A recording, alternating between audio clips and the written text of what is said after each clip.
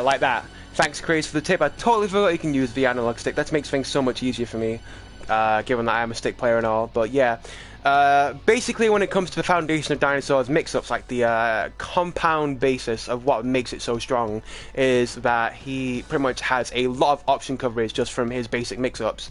So there's 50-50s of those 50-50s essentially, is what I'm getting at here.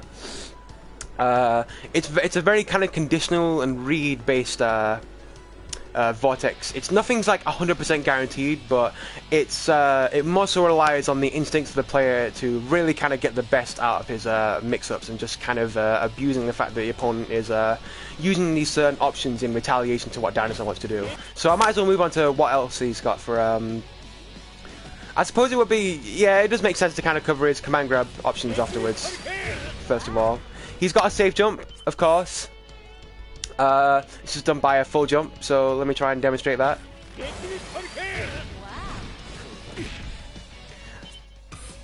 I believe this is a free frame safe jump, as a matter of fact. Yep. Let me just check to see if that hits actually, just to make sure. Yeah, so they're forced to block that. 100% forced to block that. I'm using the D-pad again. Alright, one moment.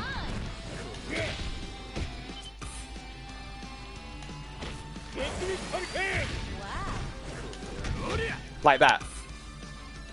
Keeping that in mind, when you're conditioning your opponent with this safe jump, a lot of more options kind of widen up and become approachable as a means of a mix-up, so just demonstrate that quickly. You can do empty jump command grab, which works, but not during a tutorial. There's a certain timing to it. One moment. Like that. There we go.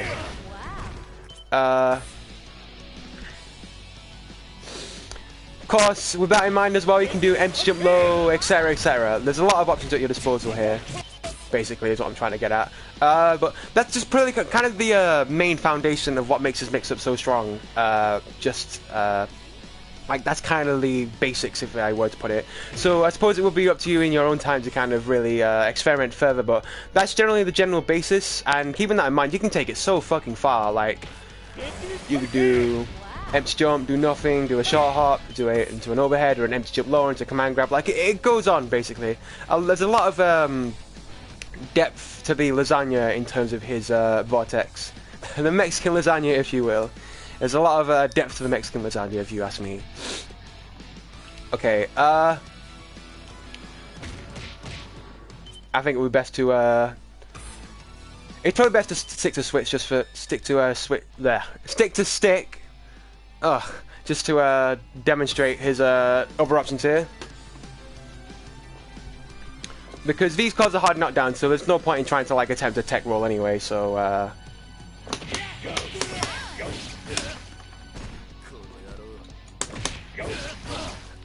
why does it reset the controllers every time? That is so stupid. One moment.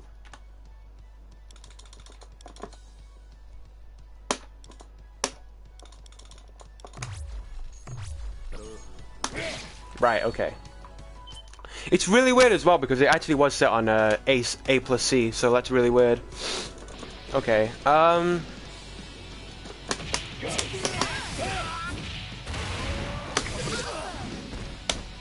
fuck. Alright, so kind of the main setup after a Giga Compy would just be to roll forward. It gives you the optimal meaty timing. Roll forward, meaty 2B. They can't do anything. And considering the option select as well, if they were to try and attempt to roll, you would get a autocorrect into a, what's it called, Ankylo hammer, and you can confirm that into a dinner time to keep the mix-up going. And that's kind of the beauty here. What it's I suppose that would be the beauty of his mix-up, essentially.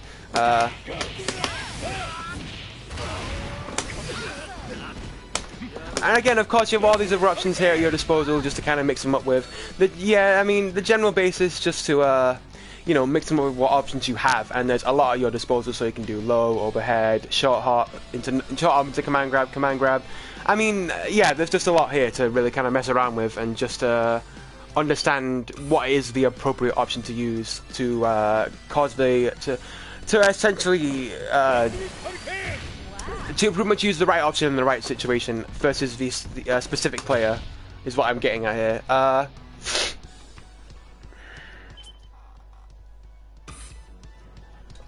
But yeah, I might as well go into the basis of really how you can get this vortex to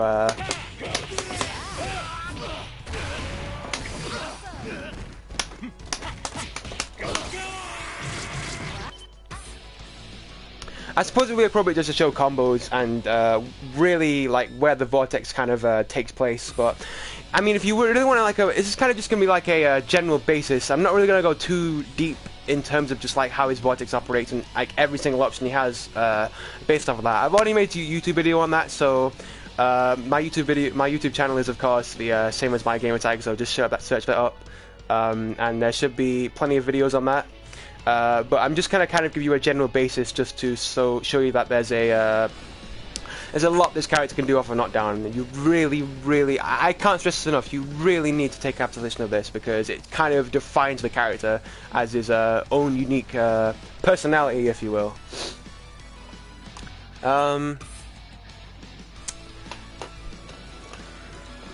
But yeah, I suppose it would be appropriate to go into combos because again, this covers the aspect of his vortex. Because as I was saying, there's a lot of his combos do end up granting a large amount of corner carry while still maintaining a mix-up straight after. So, alright, so I suppose it would be appropriate to go into from 0 to 5 bars just to give you the general basis. Especially, this is including punishment, so I will probably cover that as well. I did make a video covering this, but the main kind of antagonizing problem that would be kind of making it a little obsolete now would just be the fact that it's out of date because of the previous patch. He used to have such sick OTG combos, man, and they took that away.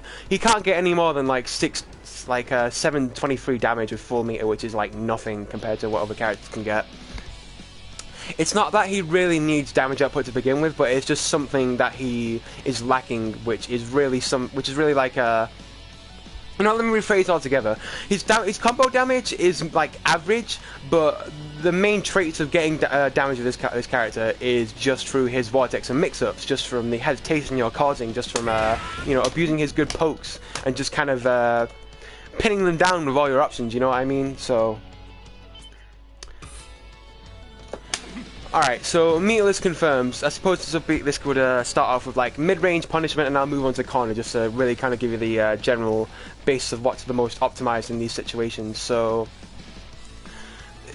alright, so 2C heavy Ankylo hammer. This gives you the hard knockdown. You can approach for meaties, etc., just to kind of give you the foundational mix-up. That is basically his most optimal in terms of like follow-up options. Otherwise, it would be right into command grab, which gives you less, but it does more damage. 222 over, what was it? I believe it was like 190, 181. So it's a decent, like, sizable difference. But again, this is really kind of something you should stick to using in the corner if you were to go meterless with this character, because again, it gives you the same opportunities as it would just using command grab anyway.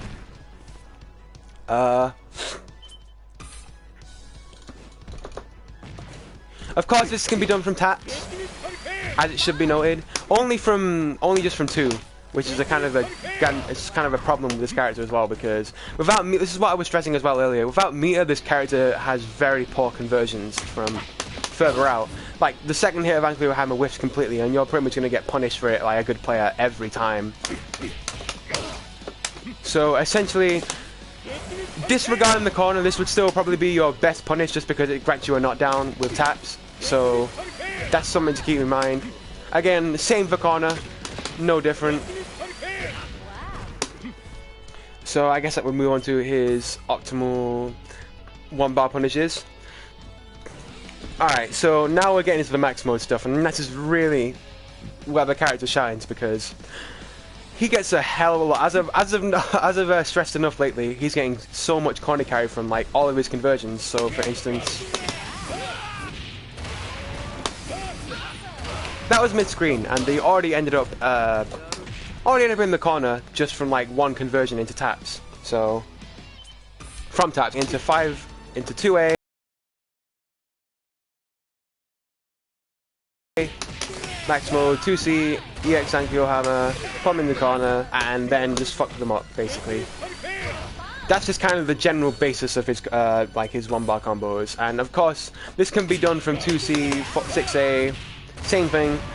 You can still use, as I mentioned earlier, you can still use like 2C just to confirm and just kind of frame trap the opponent. But yeah, I suppose that would be it for 1-bar. Alternatively, you could do 2C, 6A into dinner time, but what's the point? You're not getting the same kind of corner carry, and you're just not getting the same mix-ups that you would otherwise get in the corner. And it does a shitload more damage.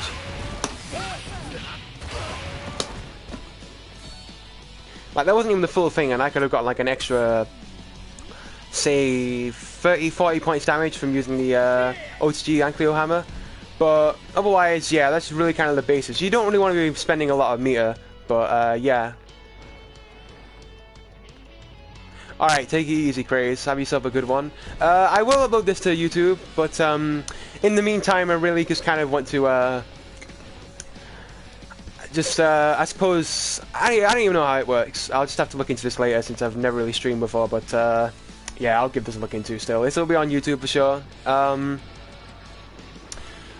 Alright, 2-bar combos. This is really kind of the, this is in my opinion the best way you can be spending meat with this character in terms of just sheer damage output. So, this can be done, of course, from taps, his 2C as I mentioned earlier, and it will be something like this.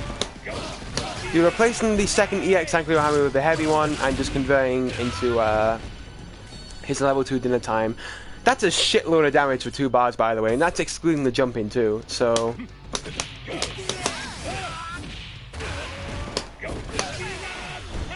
They buffed this super in this patch of the game as well, so that it's able to pick up on any character anywhere, because before it was character specific and you could not use it like leading into a corner, which was a really big disadvantage because, as I stated earlier, Dinosaur's corner carry lets him, it nets him corner to corner carry essentially. So it was a huge buff. Definitely improved his 2-bar damage with that buff alone, improving the hitbox of level 2 dinner time.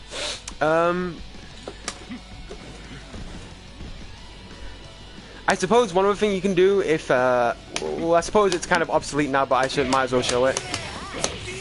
That would be his optimal level 2 before the patch. Less damage, but I mean, it's there if you really need to use it in the situations it's applicable with. But again, you really want to stick into max mode stuff, to be honest with you. Just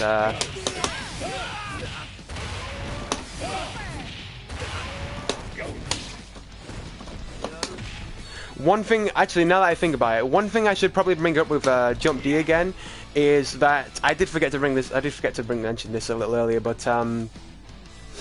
since you're going to be using it as like a shot from short hop, as like a poke and kind of a means to confirm, one thing you'll have to keep in mind is that from certain ranges you're not going to get the full conversion from the 2C 6A, so you have to promptly identify that. So let me try and set that situation up. About here.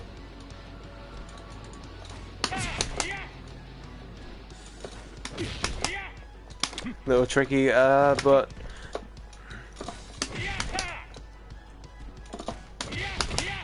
like that, right there. Because in that sense, you're better off just for consistency and safety purposes. You're just better off confirming in just into 2C, whatever. You name it. You name it.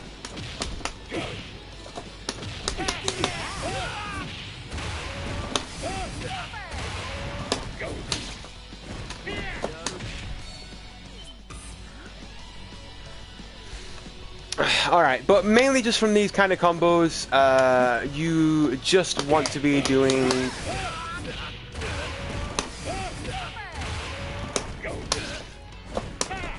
something like that if they don't tech roll, or if they do tech roll, then the first jump can cover it. What I'm really doing there is just I'm hiding an option to let forward jump so that if they don't tech roll, then I can cover their delayed get up from there, and it's still being a safe jump, so I can still apply the same mix up.